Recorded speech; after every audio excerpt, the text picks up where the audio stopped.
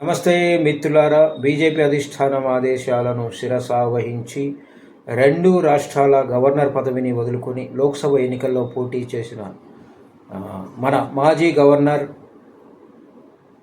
తెలంగాణ రాష్ట్ర మాజీ governor doctor Tamilisai సౌందరరాజన్కు జాతీయ స్థాయిలో ఒక పదవి వరించనుంది అని తెలుస్తోంది. ప్రస్తుతం కేంద్రంలో మూడోసారి ఎన్డీఏ ప్రభుత్వం అధికారంలోకి వచ్చింది. మునుపటిలా స్వీయ మెజారిటీతో కాకుండా మిత్రపక్షాల మద్దతుతో ప్రభుత్వాన్ని నడపాల్సి వచ్చినందుకు గల కారణాలపై బీజేపీ అధిష్టానం సమీక్షిస్తోంది. ముఖ్యంగా తమిళనాట పార్టీ ఘోర పరాజయానికి గల కారణాలపై కూడా చర్చలు సాగిస్తోంది.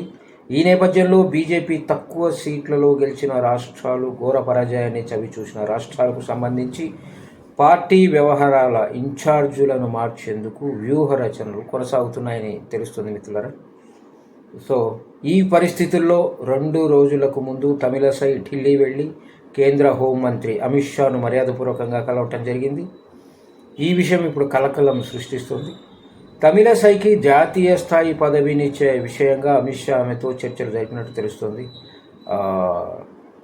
ప్రస్తుతం పార్టీ వ్యవహారాల్లో ముమ్మరంగా పాల్గొంటున్న తమిళిసై జాతీయ స్థాయి పార్టీ పదవి కోసం పావులు కదుపుతున్నట్లు చెబుతున్నారు. అయితే అధిష్టానం తమిళిసైకి పార్టీ పరంగా జాతీయ స్థాయి పదవిని కట్టబెడుతుందా, కేంద్ర ప్రభుత్వ ఆధ్వర్యంలో నామినేటెడ్ పోస్టు ఏదైనా అప్పగిస్తుందా అనే విషయం ప్రస్తుతం సస్పెన్స్గా కొనసాగుతుంది. ఎందుకంటే మిత్రులారా, మన చంద్రబాబు నాయుడు తన సహచరుల ప్రమాణ స్వీకారోత్సవంలో కూడా అమిత్ షా తమిళిసైని దగ్గరికి పిలిచి మరీ చాలాసేపు మాట్లాడడం మనం గమనించాం.